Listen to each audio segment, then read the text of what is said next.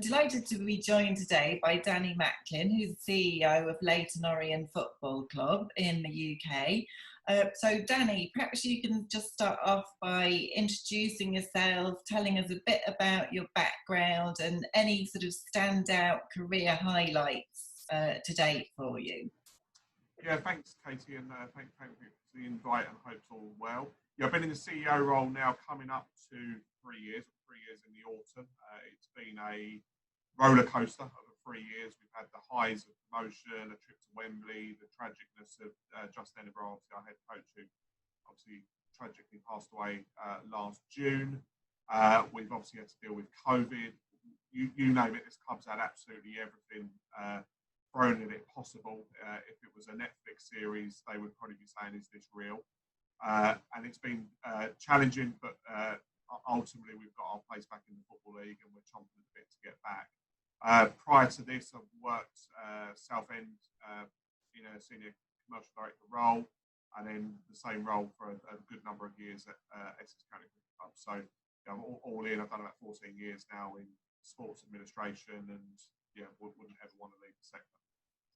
And so obviously we did touch on the whole C word, COVID there. So, how has your sort of role of CEO had to sort of morph, to take, obviously you're doing not only your usual job, but I'm sure you have a whole other host of things that you now have to do, because of lockdown. And then, I know you were telling me that, you won't get to know your fixtures till like literally sort of weeks before you get underway for the 2021 season. So how has this all affected you? Yeah, it's been challenging, clearly, like every business leader and every member of staff. We've clearly never been anything like through this, and hopefully touch wood, we'll never have to do it again. But we've had to become even more creative. We've had to work even more together as a team on and off the pitch. We've had to accept that the majority of staff being furloughed, put more pressure on those that aren't. But we are really grateful to the hard-working staff we've got, and of equal importance is the hard-working board that we've got, and committed board, sensible board. There are many clubs at our level that during this stage have struggled because their ownership's not strong. Our ownership is exceptionally strong, and we're all committed to the journey of becoming a sustainable football club, by which we mean breaking even. And during the COVID crisis, I think we have reacted as well as anyone could, but we've also been proactive in a number of initiatives that have helped drive revenue, keep engaged with fans and our stakeholders, all whilst trying to do what's most important, and that's the health and well-being of everyone connected to the club. Yeah, I mean, that was obviously something that brought you and indeed the club to sports venue businesses' attention.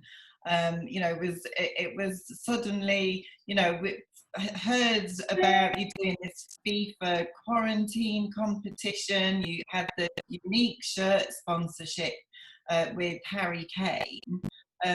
All of which I'm sure generated much needed revenue and global coverage, and I believe unprecedented shirt sales for you. So can you tell us more about your innovative approach to growing the club domestically and internationally, and where this sort of out of the box thinking comes from? Yeah, I mean, first of all, with the FIFA, absolutely brainwave of our media team, Luke and Dan, both relatively new to the club and new to the role here.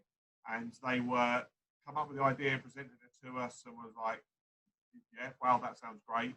And then we woke up the following morning, once they've launched it, to literally I've never seen anything like it. Our growth of our social media went up by a third.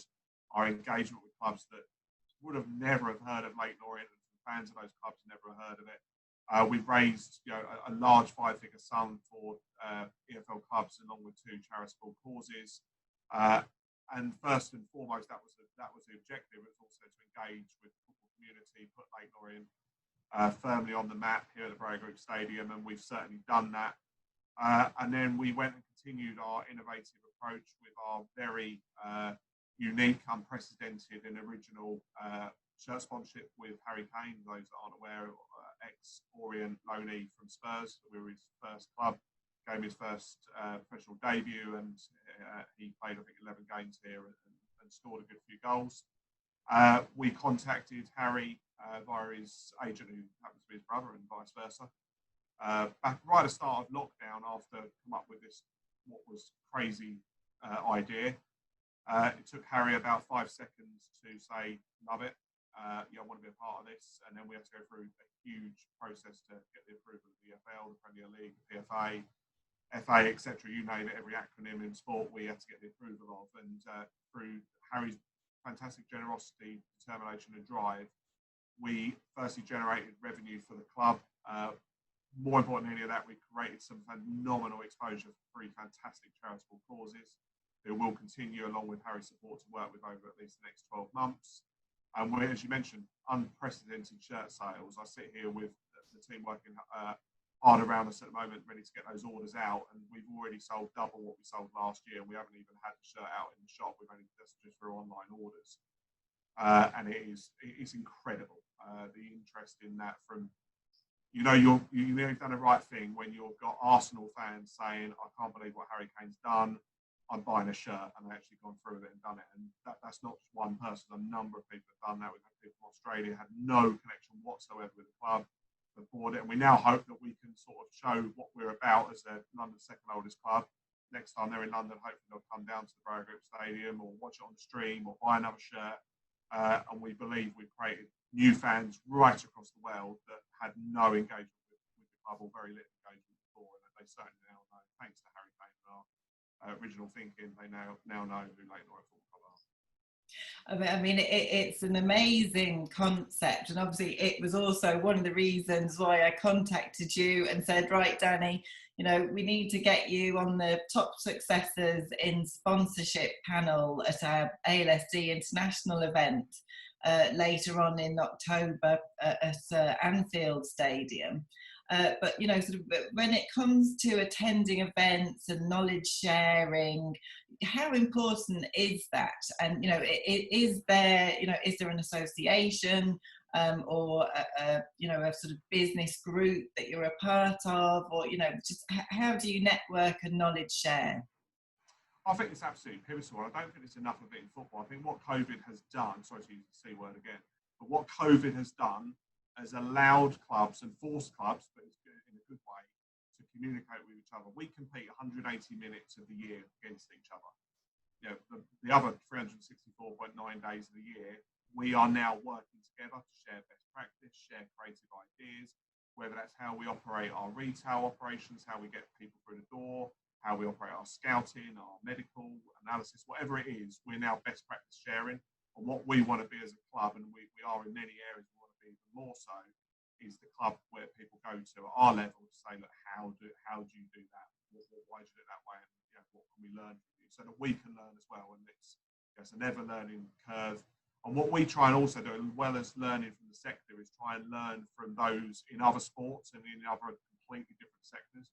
And by having a board that are half American and half UK based, we're able to get ideas. So I was fortunate enough to spend some time just over a year ago, a year and a half now, over with our chairman, Nigel Travis. He's Boston based, a lifelong Orient fan and an investor as well. And he, as our chairman, has some fantastic creative ideas.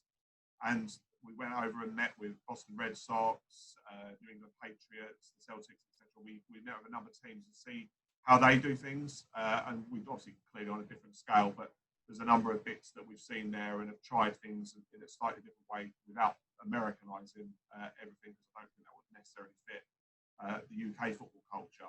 They would call it soccer, but there's certainly some ideas that we've managed to bring across. And I think it's just, the advice I always give is make sure you've got a mentor that can tell you honestly when you're going right and wrong. And I always try and find 2 to 3 mentors that I already worked with for a year. One that I keep consistent, and 2 that change. You can bounce ideas off that, again, may sound crazy, and learn from sectors that have absolutely nothing to do with the mad world of sport.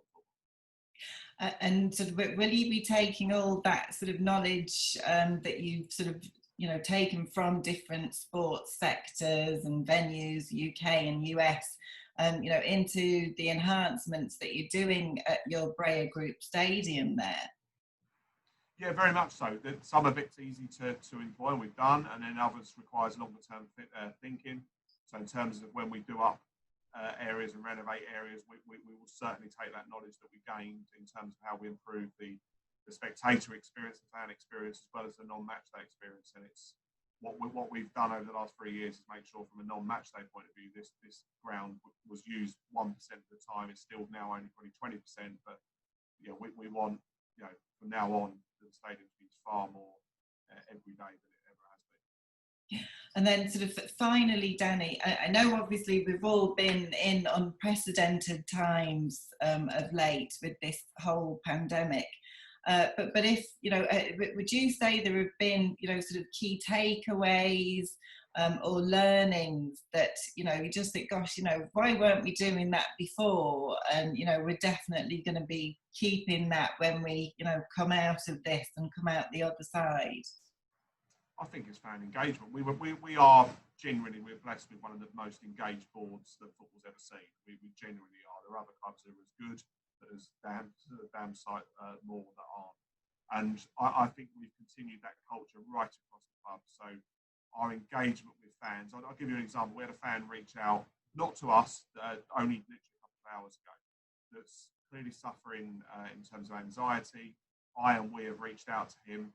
We offered personal support, etc. No other club will A, be able to do that, and B, feel they can. We do, and have reached out to that person, and we'll continue to provide support where we can. And that's what we're all about. We're about that at Leyton Orient, and genuinely being a family, community-focused club that genuinely cares. We're not just doing it for PR stuff. We're doing it because that one's been done in private, and therefore I'm not mentioning the person's name. But we've done that so that we can make sure that our fans are looked after as we like to be looked after. Well, I'm sure with all of that, Danny, you're going to continue growing the club, not only, domestically, but internationally as well. I'm very much looking forward to talking more with you when it comes to ALSD in October. And thanks so much for your time. Pleasure, Katie, and stay well. Perfect. And you. Take care.